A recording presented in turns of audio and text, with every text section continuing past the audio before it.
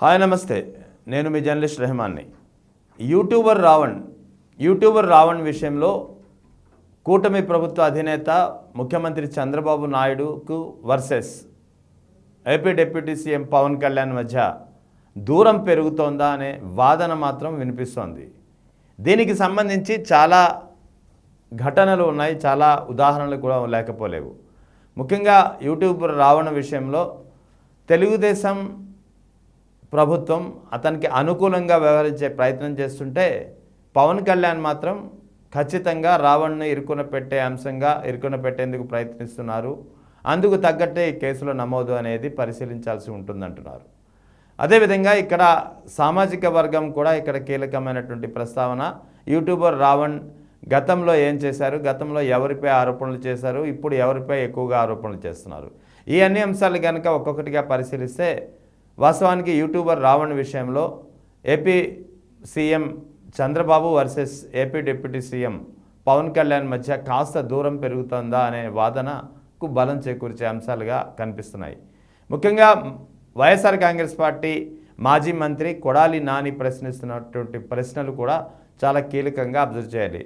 వాస్తవానికి 2019-24 మధ్యలో వైఎస్ఆర్ కాంగ్రెస్ పార్టీ అధికారంలో ఉన్నప్పుడు, వైఎస్ జగన్ ముఖ్యమంత్రిగా ఉన్నప్పుడు ఇదే యూట్యూబర్ రావణ్ వైఎస్ఆర్ కాంగ్రెస్ పార్టీ నాయకులను ప్రజల్లో బద్నాం చేసే విధంగా, వైఎస్ఆర్ కాంగ్రెస్ పార్టీని బద్నాం చేసే విధంగా, వైఎస్ఆర్ కాంగ్రెస్ పార్టీ నాయకుల ప్రతిష్ట దెబ్బతీసే విధంగా చాలా వీడియోలు చేశారు.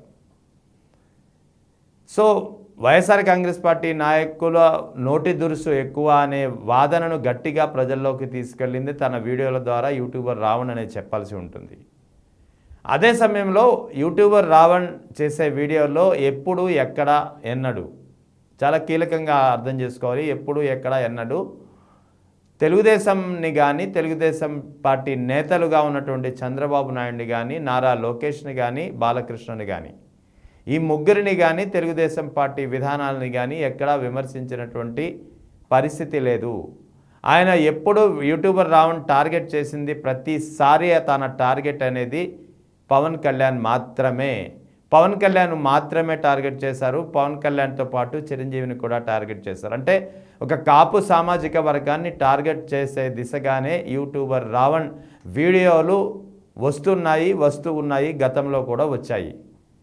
అంటే ఇక్కడ యూట్యూబర్ రావణ్ ఎవరికి అనుకూలం అనేది ఇక్కడ చాలా క్లియర్గా అర్థమవుతుంది. ఎందుకంటే యూట్యూబర్ రావణ్కి సంబంధించినటువంటి యూట్యూబ్ వీడియోలు కనుక పరిశీలిస్తే 2019 నుంచి ఒకసారిగా పరిశీలిస్తే వైఎస్ జగన్ ముఖ్యమంత్రిగా ఉన్నప్పుడు వైఎస్ఆర్ కాంగ్రెస్ పార్టీ నాయకులను ఏ విధంగా బద్నాం చేసే ప్రయత్నం జరిగింది అతని వీడియోల్లో అనేది చాలా స్పష్టంగా అర్థమవుతుంది. ఇప్పుడు 2024లో కూటమి ప్రభుత్వం అధికారంలోకి వచ్చిన తర్వాత కూడా అతను చేసిన వీడియోలో ప్రతి వీడియోలను ఎక్కడ చంద్రబాబు నాయుడుని కానీ, బాలకృష్ణని కానీ, నారా లోకేష్ని కానీ ఎక్కడ విమర్శించినటువంటి, తిట్టినటువంటి పరిస్థితి లేదు. అదే సమయంలో అతని టార్గెట్ ఎప్పుడు పవన్ కళ్యాణ్ పైనే ఉంటుంది, పవన్ కళ్యాణ్తో పాటు మెగా కుటుంబంపై ఉంటుందని చెప్పవచ్చు. సో ఇదంతా ఒక పరిణామం అయితే, రెండవది అతనికి లభిస్తున్నటువంటి బెయిల్స్. ముందుగా పవన్ కళ్యాణ్ సొంత నియోజకవర్గమైనటువంటి పిఠాపురంలో అరెస్ట్ చేశారు, వెంటనే బెయిల్ వచ్చేసింది. ఆ తర్వాత మచిలీపట్నంలో అరెస్ట్ చేశారు, బెయిల్ వచ్చింది. పవన్ కళ్యాణ్ సొంత నియోజకవర్గమైనటువంటి పిఠాపురంలో ముందుగా అరెస్ట్ చేశారు, తర్వాత బెయిల్ వచ్చేసింది. ఆ తర్వాత అతన్ని సర్పవరం పోలీసులు అరెస్ట్ చేశారు. కాకినాడలో ఉన్నటువంటి సర్పవరం పోలీసులు అరెస్ట్ చేస్తే ఆ కేసులో కూడా బెయిల్ వచ్చేసింది. ఆ తర్వాత మచిలీపట్నంలో పోలీసులు అరెస్ట్ చేశారు, అందులో కూడా బెయిల్ వచ్చేసింది. తర్వాత అనకాపల్లి పోలీసులు అరెస్ట్ చేశారు, అక్కడ కూడా బెయిల్ వచ్చేసింది. అంటే వరుసగా ఫస్ట్ అటెంప్ట్లో 4 పోలీస్ స్టేషన్లో కేసులు నమోదవ్వడం, తర్వాత వెంటనే ఆయనకి బెయిల్ లభించడం, ఇదంతా జరిగింది, అందరికీ తెలిసిందే. అంటే ఇక్కడ కూటమి ప్రభుత్వం సపోర్ట్ ఉందా? కూటమి ప్రభుత్వం సపోర్ట్ ఉండబట్టే బెయిల్ లభించే విధంగా అతనిపై సెక్షన్లు నమోదు చేశారా?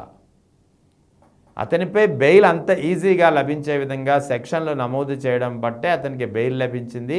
మరి ఇది ఎవరు చెబితే ఈ సెక్షన్లు అంత ఈజీ సెక్షన్లు? నిజంగానే రావణ్పై కూటమి ప్రభుత్వానికి కానీ, ముఖ్యంగా తెలుగుదేశం నేతలకు రావణ్పై కూడా పవన్ కళ్యాణ్కు ఏ మేరకు ఆగ్రహం ఉందో రావణ్పై అంతే ఆగ్రహం, అంతే వ్యతిరేకత, అంతే అసంతృప్తి, అంతే కోపం తెలుగుదేశం నేతలకు కూడా ఉంటే ప్రభుత్వానికి కూడా ఉండుంటే అతనికి తొలి ముందుగా నమోదైనటువంటి 4 పోలీస్ స్టేషన్లో నమోదైనటువంటి 4 కేసుల్లో అంత సులువైనటువంటి సెక్షన్లు, ముఖ్యంగా బెయిల్ వెంటనే లభించేంతగా సెక్షన్లు నమోదయ్యి ఉండేవి కావు. ఖచ్చితంగా తీవ్రమైనటువంటి ఆరోపణలతో సెక్షన్లు నమోదయ్యేవి. ముఖ్యంగా నాన్ బెయిలబుల్ సెక్షన్లు గతంలోనే నమోదయ్యి ఉండేవి అనేది కూడా కొడాలి నాని ఇక్కడ చెప్తున్నారు. దీనికి కూడా ఇంకొక రీజన్ లేకపోలేదు. ఇది కేవీ రెడ్డి, ఎందుకంటే ఇద్దరిని ఇంచుమించు ఒకే టైంలో అరెస్ట్ చేశారు. కేవీ రెడ్డి వాస్తవానికి కేవీ రెడ్డి వాడినటువంటి పదజాలం ఏదైతే భాష ఉందో అది రావణ్ పదజాలం అంత తీవ్రంగా లేదు. కానీ కేవీ రెడ్డిని అరెస్ట్ చేసి రిమాండ్కి పంపించేశారు. సో కేవీ రెడ్డికి అక్కడ బెయిల్ లభించలేదు. కానీ ఇక్కడ రావణ్కి విషయంలో మాత్రం ఏకంగా 4 పోలీస్ స్టేషన్లు, ఒకటి పిఠాపురం, రెండవది సర్పవరం, మూడవది మచిలీపట్నం, 4వది అనకాపల్లి, వరుసగా 4 పోలీస్ స్టేషన్లో అతన్ని అరెస్ట్ చేయడం, తర్వాత వెంటనే బెయిల్ లభించడం. దాంతో అంటే వెంటనే బెయిల్ లభించేస్తుంది. ఇది బెయిల్ లభించడానికి అంత సులువైనటువంటి సెక్షన్లు నమోదు చేయడానికి పోలీసులు కారణం ఏంటి, ఎవరి ఆదేశాలతో ఇదంతా జరిగిందనేది కీలకంగా కొడాలి నాని ప్రశ్నిస్తున్నారు. దీనికి ఆన్సర్ చెప్పాల్సింది తెలుగుదేశం నాయకులు, పోలీసులు. ఇదంతా ఒక ఎత్తు అయితే, ఆ తర్వాత ఈ నెల 3వ తేదీన మరొక కీలకమైనటువంటి పరిణామం చోటు చేసుకుంది. ముఖ్యంగా అతనిపై నమోదు చేసినటువంటి కేసు దేశద్రోహం కేసు, ఉపా చట్టం కింద. ఈ ఉపాకు సంబంధించినటువంటి వ్యవహారాలు చూసే చీఫ్ ఎవరైతే ఉన్నారో ఆయన పవన్ కళ్యాణ్ కలిశారు జూన్ 3వ తేదీన. కలిసి బయటికి మీడియా ముందు చెప్పింది మాత్రం క్వార్టర్లీ బ్రీఫింగ్ అనేది. క్వార్టర్లీ బ్రీఫింగ్ అనేది లా అండ్ ఆర్డర్ తన చేతిలో పెట్టుకున్నటువంటి ముఖ్యమంత్రితో సమీక్ష చేయాల్సి ఉంటుంది, లేదా హోమ్ మినిస్టర్గా ఉన్నటువంటి అనితతో చర్చించాల్సి ఉంటుంది. కానీ ఇక్కడ శాఖతో ఏమాత్రం సంబంధం లేనటువంటి పంచాయతీరాజ్, అటవీ శాఖ నిర్వహిస్తున్నటువంటి పవన్ కళ్యాణ్తో ఉపా చీఫ్ ఎలా చర్చిస్తారు, అది కూడా క్వార్టర్లీ బ్రీఫింగ్ మీటింగ్ అనే నెపంతో ఆయనతో చర్చ జరపడం అంటే అర్థం ఏంటి? ఇది నిజంగానే చాలా కీలకమైనటువంటి పరిణామం. ఇదంతా ఎప్పుడు జరిగింది? తొలి 4 పోలీస్ స్టేషన్లలో రావణ్కు బెయిల్ వచ్చిన తర్వాత జూన్ 3వ తేదీన రావణ్ విషయమే ఉపా chief AP deputy CM Pawan Kalyan కలుసుకున్నారు. ఆ కలుసుకున్న తర్వాతే దేశద్రోహ చట్టం ఉపా కింద కేసు నమోదైంది రావణ్పై. ఉపా అనేది కేంద్ర హోంశాఖ ఆధ్వర్యంలో దీనికి సంబంధించినటువంటి చట్టంకి సంబంధించినటువంటి కేసులు పర్యవేక్షణ జరుగుతుంది. లోకల్గానే నమోదు చేసేది మాత్రం ఏపీ పోలీసులే అయినప్పటికీ దీని యొక్క పర్యవేక్షణ మాత్రం కేంద్రం ఆధీనంలో ఉంటుంది.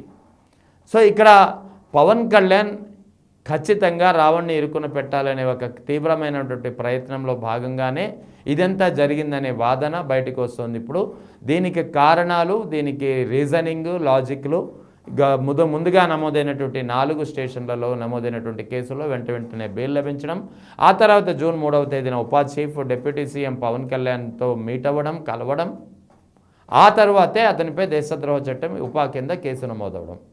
ఇవన్నీ సీక్వెన్స్ కనుక ఒకసారిగా పరిశీలిస్తే చాలా క్లియర్గా అర్థమవుతుంది. రావణ్ వెనుక ఎవరున్నారు, రావణ్ అరెస్ట్ వెనుక ఎవరున్నారు, రావణ్కు మద్దతుగా ఎవరున్నారు, రావణ్ వీడియోలు ఏం చెబుతున్నాయి, రావణ్ వీడియోలు ఎవరికి అనుకూలంగా ఉన్నాయి, ఎవరికి ప్రతికూలంగా ఉన్నాయి. నిస్సందేహంగా రావణ్ వీడియోలు 19 నుంచి 24 మధ్యలో వైఎస్ఆర్ కాంగ్రెస్ పార్టీకి, వైఎస్ జగన్కు వ్యతిరేకంగా ఉన్నాయి, వైఎస్ఆర్ కాంగ్రెస్ పార్టీ నాయకులకు వ్యతిరేకంగా. 24 నుంచి కూటమి ప్రభుత్వం అధికారంలోకి వచ్చిన తర్వాత కూటమి ప్రభుత్వంలో 3 పార్టీలు భాగస్వామ్యంగా ఉన్నా సరే ఎక్కడా ఎప్పుడు తెలుగుదేశంను టార్గెట్ చేయకుండా కేవలం జనసేనని పవన్ కళ్యాణ్ మాత్రమే టార్గెట్ చేసే విధంగా యూట్యూబర్ రావణ్ వీడియోలు వస్తూ ఉన్నాయి, వచ్చాయి కూడా. కాబట్టి ఎవరైనా సరే చెక్ చేసుకోవచ్చు కూడా. అంటే ఇక్కడ ఓవరాల్గా ఇక్కడ మాజీ మంత్రి కొడాలి నాని ప్రశ్నిస్తున్నది, ఆయన చెబుతున్నది కూడా ఇదే. ఇక్కడ వైఎస్ఆర్ కాంగ్రెస్ పార్టీ నాయకులు కొందరైతే తెలుసో తెలియకో రావణ్ని సమర్థించి ఉండొచ్చు, కానీ రావణ్ని సమర్థిస్తున్నారంటే అంతకంటే పెద్ద తప్పిదం మరొకటి లేదు అనేది వైఎస్ఆర్ కాంగ్రెస్ పార్టీ నాయకులు కూడా తెలుసుకోవాల్సిన అవసరం ఉంది.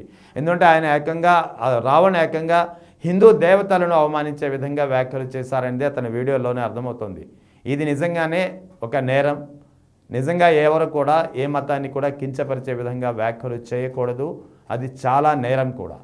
మరి అటువంటిది వైఎస్ఆర్ కాంగ్రెస్ పార్టీలో కొంతమంది నేతలు రావణ్ విషయంలో అతన్ని సమర్థించే విధంగా వ్యాఖ్యలు చేయడం కూడా మంచిది కాదు. మాజీ మంత్రి కొడాలి నాని ఒక అడుగు ముందుకు వేసి రావణ్ విషయం మొత్తం బయటికి తీసే ప్రయత్నం చేయడం నిజంగానే అభినందనీయమని చెప్పాలి ఆయనకు. ఎందుకంటే రావణ్ గతంలో ఎవరిపై వీడియోలు చేశాడు, వైఎస్ఆర్ కాంగ్రెస్ పార్టీ నాయకులను ఏ విధంగా బదనాం చేసే ప్రయత్నం చేశారు, అదేవిధంగా అతని వీడియోలు ఇప్పుడున్నటువంటి అతని వీడియోలు కూటమి ప్రభుత్వంలో కేవలం పవన్ కళ్యాణ్ని టార్గెట్ చేసే విధంగా ఎందుకున్నాయి, తొలి 4 స్టేషన్లలో నమోదైనటువంటి కేసుల్లో ఎందుకు వెంటనే బెయిల్ లభించింది, ఆ తర్వాత జూన్ 3వ తేదీన ఏపీ డిప్యూటీ సీఎంను ఉప చీఫ్ కలిసిన తర్వాత అతనిపై దేశద్రోహం చట్టం కింద కేసు ఎందుకు నమోదైంది, ఇవన్నీ నిజంగానే ఆలోచించదగ్గ ప్రశ్నలు. మొత్తానికి యూట్యూబర్ రావణ్ విషయంలో వాస్తవాలు బయటకు వస్తున్నాయి. ఎవరికి అనుకూలం ఎవరికి కాదు అని చెప్పే ప్రయత్నం చేస్తూనే ముఖ్యంగా గతంలో ఉన్నటువంటి అతను ఎవరికి అనుకూలంగా వీడియోలు చేశాడు, ఎవరికి ప్రతికూలంగా చేశాడు, ఈ ముఖ్యంగా యూట్యూబర్ రావణ్ విషయంలో AP deputy CM Pawan Kalyan versus Chandrababu మధ్య దూరం పెరుగుతోందా అనే వాదన కూడా బలం చేకూర్చే అంశాలుగా మారుతున్నాయి.